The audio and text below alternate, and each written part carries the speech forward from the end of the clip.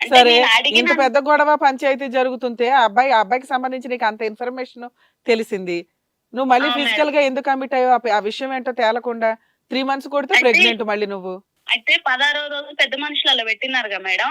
వాళ్ళు పెద్ద మనుషులు ఏమన్నారంటే, బుజ్జి మీరిద్దరు ప్రేమించుకొని పెళ్లి చేసుకున్నారు. ఇక వాడు తప్పే చేసిండో, ఒప్పే చేసిండో వాని గురించి వదిలేసేయి. ఇట్లా అంటే పట్టించుకోకు ఇక. అది పెద్ద ఇప్పుడు మనుషులు చెప్పడం ఏంటి? మీ ఆయన చెప్పాలి కదా! అయిపోయింది ఏదో అసలు ఆయనకు అయిపోయింది. అది లేదు మేడం. ఆయనకు అది లేదు. సరే తప్పైందని లాస్ట్ కి ఒక 2-3 గంటల తర్వాత ఆ తర్వాత ఆయన సరే ఇక పోదాము ఇక నేను చేసింది తప్పే ఇంకోసారి నేను అట్లా చెయ్యనని అంటే పెద్ద మనుషులు ఇట్లా మాట్లాడిన తర్వాత మేము 1 మంత్ కి వెళ్ళిపోయినాం మేడం. హైదరాబాద్ వెళ్ళిపోయినాం. ఆ! నెక్స్ట్ 10 డేస్ లో నేను డ్యూటీ చూసుకున్నా. ఎల్బీ నగర్ దగ్గర హెడ్సిస్ హాస్పిటల్ మేడం. 14,000 మేడం నా సాలరీ. అతనికి 1.5 మంత్ దాకా ఆయనకి డ్యూటీ దొరకలేదు. రూమ్ రెంట్, ఇంట్లో ఖర్చులు అన్నిటికీ మేడం ఆయన పెట్టిన హైదరాబాద్ కి రావడానికి ఆయన పెట్టిన బంగారం కూడా అమ్ముకొని మేము హైదరాబాద్ వచ్చినాం మేడం. అంటే ఆయనే అమ్ముకున్నాడు. ఆయనే అమ్ముకొని హైదరాబాద్ కు వచ్చినాం మేడం. అక్కడ నేను డ్యూటీ చేసే దగ్గర కోఆర్డినేటర్ ఉంటారుగా మేడం. నా మనస్సాక్షి చెప్తున్నా మేడం. ఎవరు నమ్మినా నమ్మకపోయినా నేను ప్రతి ఒక్కరిని అన్నానే మాట్లాడతా మేడం. అయితే క్యాజువాలిటీలో మేడం నేను డ్యూటీ చేసేది. అక్కడ చాలా క్రౌడ్ ఉన్నది, పేషెంట్స్ ఉన్నారు, డాక్టర్స్ ఉన్నారు. మేము క్యాబిన్ దగ్గర నిలబడి అన్న ఆ పేషెంట్ వాళ్ళ అటెండర్ ఇట్లా మాట్లాడుతున్నారని నేను ఇట్లా దగ్గరికి వంగి అంటే చిన్నగా చెప్తున్నందుకు తను ఇట్లా మూతిలో మూతి పెట్టి మాట్లాడుతుంది, వానికి దీనికి సంబంధం ఉన్నది అనేసి ఇక వాళ్ళ ఇట్లా నన్ను తప్పుల బట్టి నా వాట్సాప్, నా ఫోన్ అన్ని లింక్ పెట్టుకున్నట్టు మేడం ఆయనకు పోయేటట్టు.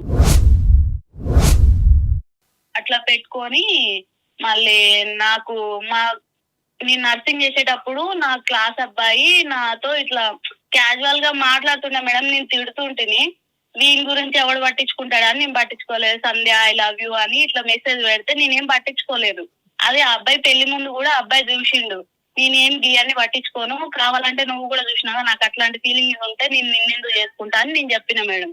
అయితే ఇప్పుడు మ్యారేజ్ అయిన తర్వాత నేను అతనితో మాట్లాడుతున్నానని ఆయన డౌట్.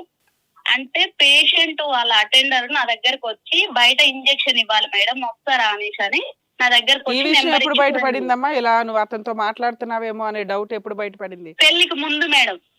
అంటే ఈ పేషెంట్ అటెండర్ పేరు కూడా మల్సూర్ అంట. ఆ అబ్బాయి నెంబరు ఇట్లా ట్రూ కాలర్ లో మల్సూర్ అని పడుతుంది కదా మేడం. అది పట్టుకొని నేను మల్సూర్ అనే అతనితో మాట్లాడుతున్నా అనుకుంటున్నాడు. కానీ మా ఫ్రెండ్ నెంబర్ కాదు అది, పేషెంట్ అటెండర్ నెంబర్. పేషెంట్ కి ఇంజెక్షన్ ఇవ్వడం కోసం తను మేడం మాకు ఇట్లా ఇంజెక్షన్ ఇవ్వడానికి ఇంటికి రావాలి. అలా ఎన్నిసార్లు మాట్లాడుతావు పేషెంట్ తో? పేషెంట్ ఎన్ని రోజులు ఉంటాడమ్మా? మాట్లాడలే మేడం అసలు. నేను ఒక్కసారి మాట్లాడినా నేను రావట్లేదండి వేరే అమ్మాయి వస్తారని కూడా చెప్పిన మేడం. హాఫ్ సెకండ్ లేకపోతే 1 మినిట్ మాట్లాడతావు, అంతకు మించి ఏముంటదమ్మా? అయితే మేడం తను ఏం చేసిందంటే కాల్ లిస్ట్ అంతా తీసిండు మేడం నాది. కాల్ లిస్ట్ ఎట్లా తీసినావు అని నేను అడిగితే సైలెంట్ గా ఉన్నాడు మేడం. నాకు తెలుసు ఇగో నువ్వు మాట్లాడుతున్నావు. నా ఫోన్ నెంబర్ వాట్సాప్ లింక్ పెట్టుకొని నా ఫోన్ లో నుండి ఫోటోలు డిలీట్ చేసాడు మేడం. ఓకే, డిలీట్ చేస్తే నేను అవి ముందుగా నేను స్క్రీన్ షాట్ తీసి పెట్టుకున్నా మేడం.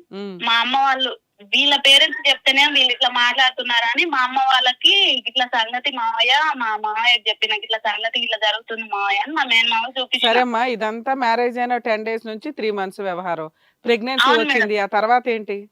కన్సీవ్ అయిన కానించి ఇంకా గొడవలు మేడం. వీళ్ళు అసలు స్టార్టింగ్ నుంచి గొడవలే, ఇంకా గొడవలు ఏంటి? మళ్ళీ కన్సీవ్ అయిన కాంతి మేడం గొడవలు. నేను ఒక డ్యూటీ చేసుకొని నేను ఇక్కడ ఉంటా, పోదాం వస్తాం మనం అంటే ఈ 3 మంత్స్ లో ఈయన ఏం చేస్తున్నాడు అంటే బాగా తాగుతుండే మేడం. వాళ్ళ ఫ్రెండ్స్ ఆయన ఇట్లా తాగుతుండే. నువ్వు ఆడిపోతే ఇట్లా తాగుతావు, నేను ఆల్రెడీ కన్సీవ్ అయి ఉన్నా, ఈ తాగుడు ఇవన్నీ నువ్వు బంద్ చేయాలని నేను చెప్పిన మేడం. బంద్ చేస్తా అని ఇట్లా ప్రామిస్ చేసినాడు. చేస్తే సరే అనేసి అని మేము ఇంటికి పోయినా మేడం. మామూలుగా నేను ప్రామిస్ అట్లా చేపించుకున్నా మేడం, అంత పెద్దగా ఏం కాదు. వెళ్ళినా మేడం. ఇంటికి వెళ్ళిన తర్వాత వేరే కాడికి వెళ్ళి తాగేసి వచ్చి అంటున్నాడు, ఇగో నన్ను అర్థం చేసుకునే భార్య ఉంటే బాగుండు, అర్థం చేసుకునే వాళ్ళు వచ్చి నా జీవితాన్ని నాశనం చేస్తున్నారని తిడితే ఆ నైటు నేనన్నా తెల్లారు లేచినాకన్నా నేను అర్థం చేసుకోవట్లేనా, అర్థం చేసుకోవట్లేదని మాట్లాడుతున్నావు. నీ జీవితం నేనేనా ఆగం చేసిందా, నువ్వే నా కోసం వచ్చినావా, నేను నీ కోసం వచ్చిందా అనేసి అని నేను అన్నా. అన్నాక ఇక అరే ఏందిరా ఎప్పుడు వచ్చినా ఇంట్లో రాత్రి ఏమిటికి రా తీసుకుపోయి తోలరా నేనన్నా మేడం ఇట్లా మాట్లాడితే నా వల్ల కాదు, నేను హైదరాబాద్ వెళ్ళిపోతా రా, నువ్వు నన్ను తోలొద్దురా, ఈ గొడవలు నా వల్ల కాదని నేను అన్నా.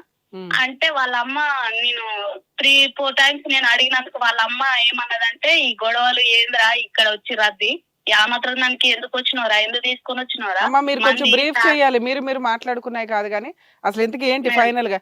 నువ్వు స్టార్టింగ్ 10 రోజులు నెల రోజుల దగ్గరే ఆగిపోయావు, పెళ్ళై 3 సంవత్సరాలు అయ్యింది, పిల్లలా ఇప్పుడు ఏంటి, మీరిద్దరు కలిసి ఉన్నారా లేదా? చెప్పమ్మా. ఈ కన్సీవ్ అయినాక ఈ గొడవతోనే నన్ను హైదరాబాద్ వెళ్తా అంటే పంపించకుండా గొడవ అయింది మేడం. అయిన తర్వాత తను అన్నాడు, ఈ గొడవ తర్వాతనే అన్నాడు నీ కడుపుతోనే నాకు ఎట్లాంటి సంబంధం లేదని మాట్లాడాను మేడం. సంబంధం లేదంటవా అంటే నేను హైదరాబాద్ వెళ్ళిపోయినా మేడం, ఈయన రాకపోయినా నీ హైదరాబాద్ రూమ్ దగ్గరికి వెళ్ళినా. ఎవరున్నారు హైదరాబాద్ లో? ఎవరు లేరు మేడం, మా రూమ్ దగ్గరికి వెళ్ళిపోయినా నేను. ఓకే, అత్తగారి ఇంటి దగ్గర నుంచి వెళ్ళిపోయావు, నీ రూమ్ కి నువ్వు వచ్చావు. అత్తగారింటి దగ్గర నుండి మా అమ్మ వాళ్ళ ఇంటికి ఆయన నన్ను పంపించిండు. మా అమ్మ వాళ్ళకి చెప్పిండు ఇట్లా గొడవ చేస్తున్నదని ఈయన చెప్పిండు. చెప్తే నేను మా అమ్మ వాళ్ళ ఇంటికి వెళ్ళి 2 days అక్కడ ఉండి ఈయన కాల్ చేస్తే లిఫ్ట్ చేయకపోతే నేను డైరెక్ట్ ఇంకా హైదరాబాద్ వెళ్ళిపోయినా. వెళ్ళిపోయేసరికి మా రూమ్ దగ్గరికి వెళ్ళిపోయినా మేడం. అయితే ఈయన అక్కడ లేడు. నేను వచ్చిన తెల్లారి ఫోన్ చేసిన, ఇంటికి వస్తా ఎట్లా పని పోయింది, డ్యూటీ పోయింది కదా, కార్ డ్రైవింగ్ చేస్తాడు వస్తాడు కదా సాయంత్రం అని అనుకున్నా. రావట్లేడు. నెక్స్ట్ డే నేను ఫోన్ చేస్తే నువ్వు మొన్న ఎప్పుడో వచ్చి, అంటే నేను వెళ్ళింది నిన్న సాయంత్రం మేడం, నువ్వు మొన్న ఎప్పుడో వచ్చి అక్కడ సందులో కనపడి నన్ను చూసి పారిపోయినావు నువ్వు అనేసి అంటే, నేను వచ్చిందే ఇప్పుడు నిన్ను చూసి నేనెందుకు పారిపోతా, నాకు అంత భయపడాల్సిన అవసరం ఏంది, నేను డైరెక్ట్ అని నేను అన్నా మేడం. అన్నాక అప్పుడు ఈ మాట అన్నాడు, నీ కడుపుతో నాకు ఎట్లాంటి సంబంధం లేదు, నువ్వు ఎవరిని పిలిపించుకో, నువ్వేం చేస్తావు చేసుకో అంటే సరే అనేసి అని ఇంకా నేను అక్కడ ఉండకుండా నేను వెళ్ళిపోయినా మేడం. సికింద్రాబాద్ మా అక్క వాళ్ళు ఉంటారు, లాగేజ్ నా బట్టలు తీసుకొని నేను మా అక్క వాళ్ళ ఇంటికి వెళ్ళిన మేడం. అక్కడ ఉన్నా ఒక 10 days ఉన్న తర్వాత నేను ఇంటికి వచ్చేసిన మేడం. అప్ప నుండి 4th month దాకా మళ్ళీ పెద్ద మనుషులలో మాట్లాడడం అట్లా 2 times జరిగింది మేడం. అయితే పెళ్లికి ముందు నేను వాళ్ళ అక్క వాళ్ళ రూమ్ దగ్గరికి వెళ్తే వాళ్ళ అక్క అన్నది నా మగంతో పండుకున్నది ఎందుకు వస్తుంది అనేసి అని మాట్లాడింది మేడం. నా మగంతో పండుకున్నదంటే నాకు వరుసకు అన్న అవుతాడు, ఆయనకు నాకు అక్రమ సంబంధం కట్టిందని నేను ఆమెతో సరిగా మాట్లాడట్లేదు మేడం. మాట్లాడకపోతే నా బిడ్డతో మాట్లాడదా అని ఆ పోయిన పంచాయతీలో మళ్ళీ గొడవ పెట్టింది మేడం. ఇప్పుడు మీ ఆయన నువ్వు కలిసి ఉన్నారా లేదా? కలిసి ఉన్నామంటే వాళ్ళు గొడవ పెట్టిన తర్వాత ఇంకా వెళ్ళిపోయినా మేడం. అసలు మొత్తం ఎన్ని రోజులు కలిసి ఉన్నావు తల్లి అతనితో? పెళ్ళైన కాంచి ఒక 3-4 months మేడం. 3-4 months నుంచి ఇప్పుడు విడిపోయావు కదా, విడిపోయి 2-3 years అవుతుంది అయితే? లేదు మేడం, కరెక్ట్ 1 year అవుతుంది మేడం. అది కూడా ఎట్లా అంటే ఇట్లా 5th month లా నన్ను కొట్టి ఎల్లగొట్టారు మేడం. ఎల్లగొడితే నేను వచ్చేసి ఇక్కడ ఉన్నా మేడం మా అమ్మ వాళ్ళ దగ్గర. పోయి పోలీస్ స్టేషన్ లో కంప్లైంట్ ఇద్దామని వెళ్ళిన మేడం. అంటే ఈయన నాకంటే ముందే నన్ను కౌన్సిలింగ్ కానీ పోలీస్ స్టేషన్ లో చుట్టూ తిప్పుతున్నాడు. పోలీస్ స్టేషన్ లో కౌన్సిలింగ్ ఇప్పిస్తా అని మహబాద్ తీసుకొచ్చి మహబాద్ లో కౌన్సిలింగ్ ఇప్పిస్తా అని చూపించినారు.